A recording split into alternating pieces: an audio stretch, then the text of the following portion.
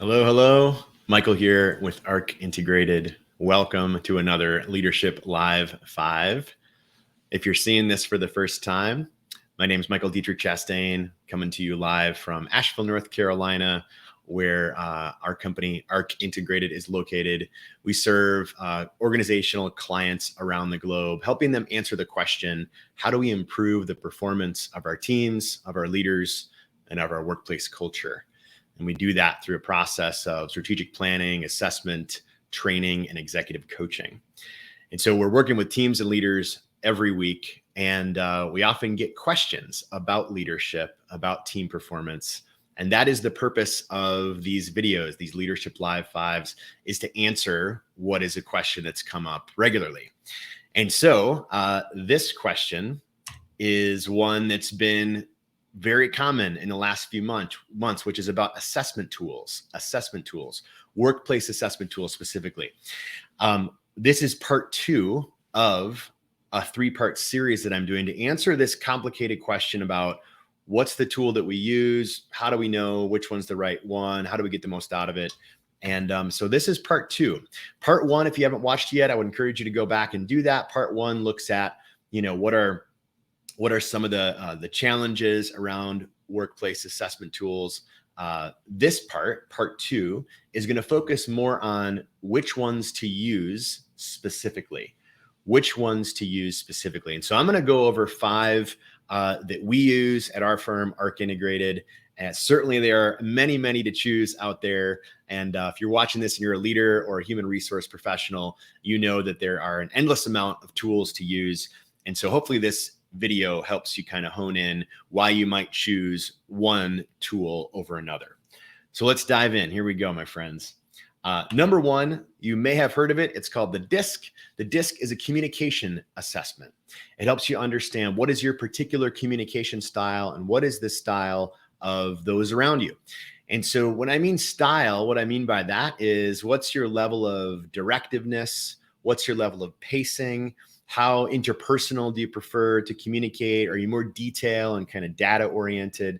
All of these things are so important because essentially at the root of any conflict is a communication challenge. And so if we can get better at knowing what our own style is and then getting better at understanding the various styles of those around us, we can more effectively kind of be flexible, you could say, with our style so that we can reduce conflict, communicate more effectively, and ultimately solve problems more efficiently.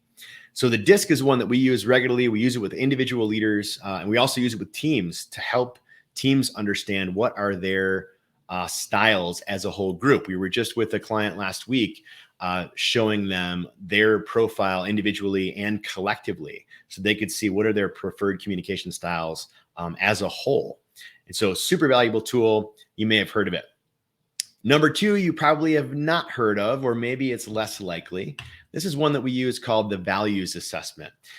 Both the DISC and the values that we use come from a company called Intermetrics, and they're great. We've been using them for years. The values is different than the DISC profile because it's looking at not communication, but motivation, meaning what is the style that I have that's going to keep me engaged and motivated in the work that I'm doing?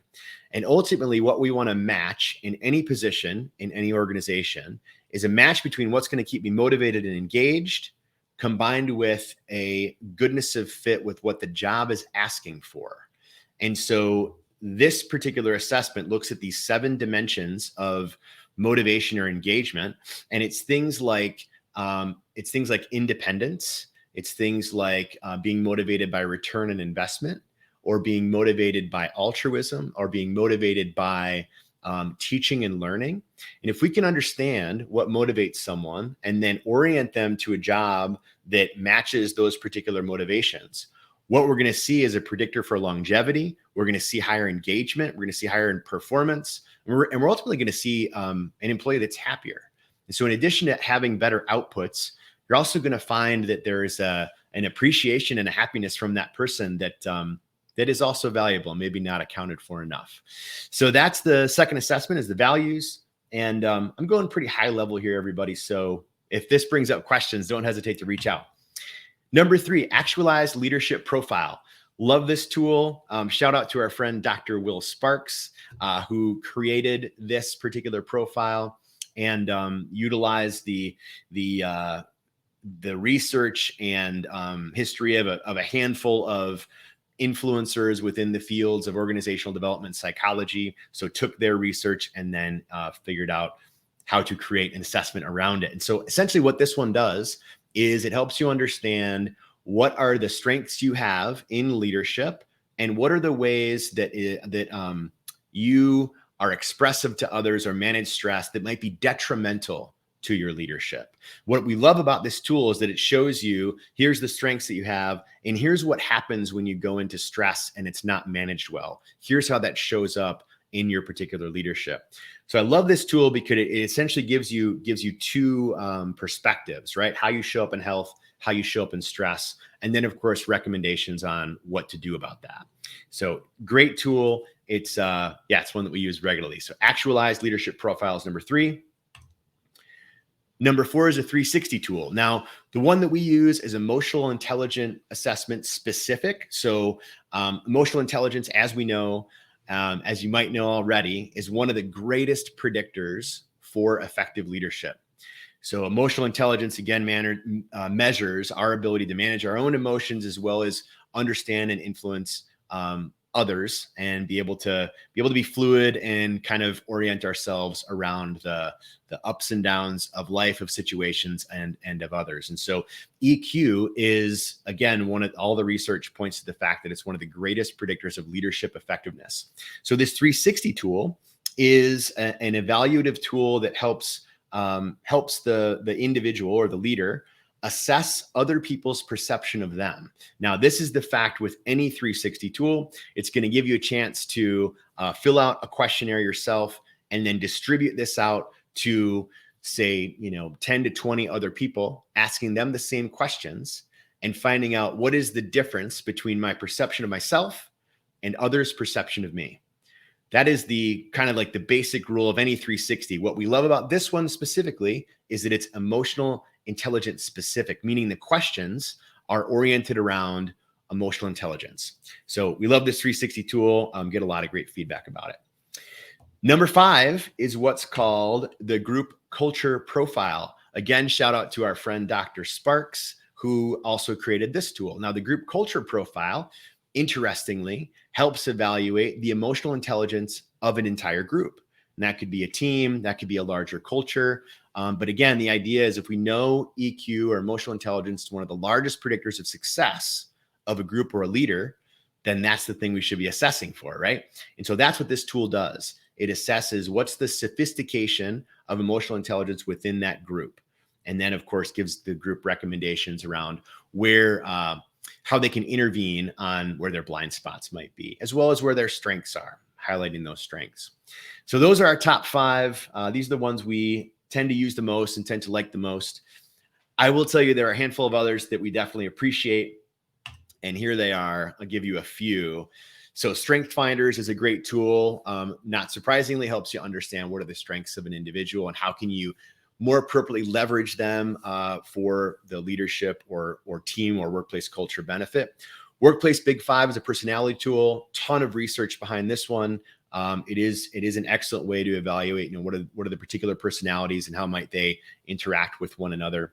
The Enneagram, very robust and complicated tool. But what I love about it, not dissimilar to the Actualized Leadership Profile, it shows you characteristically how you show up in health and how you show up in stress. And then, of course, what to do about that when we are stressed. So Enneagram is a great way to understand kind of the differences and strengths within any group. And then, of course, there are many more, but those are the 5 that, those are the additional ones beyond the 5 that we wanted to give an honorable mention to. So real quick review here. So the first one, the DISC, why might you use it? This is all about evaluating communication style. We know the root of conflict is communication. This will help you solve that. Values is all about motivation and engagement. So if we want to understand how to optimize engagement of a position, then we need to understand the match between how someone is motivated and what the job is asking for. Number 3, Actualized Leadership Profile. The tool here, or the reason to use this tool would be to understand why or how a leader is showing up in stress, and how that's impacting or maybe detrimentally affecting their ability to connect and lead others. And so, great tool to intervene on some of those things that are showing up. Next, you've got a 360 tool, EQ specific. The reason you might use this one is to get data, gather data from around someone's kind of, inner circle or someone's immediate ecosystem, meaning their employees, their coworkers, maybe their boss, and others that know them well, to give them really great feedback, specifically on their emotional intelligence. And then lastly, number 5, we've got the group culture profile. This would be used to evaluate what is the emotional intelligence sophistication of a particular group, because we know, again, EQ, one of the largest predictors of effectiveness and success. So those are the 5. I hope this was helpful. If it brings up any questions, don't hesitate to reach out. Always happy to talk about this stuff. And stay tuned for part 3 of this series, which is going to be, I'm really excited about this next video. It'll be 5 ways to leverage learning post-assessment. And if you're seeing this, if you watch this long, you might be asking, well, how do you, after you take this assessment, how do you, then leverage so that the learning continues and the benefit continues? Super, super common question. There are very clear answers to that. And so stay tuned for part 3. And one last gift for you. If you are interested, you're going to see a link right here, which is a link to our leadership quiz. If you're curious, how am I doing in the context of leadership performance? Am I getting the results that I want to get out of my team, out of my company? If you're asking that question, go ahead and take this quiz. You'll get immediate feedback about not only how you're doing, but ways in which you might be able to improve. And that's arcintegrated.com/quiz.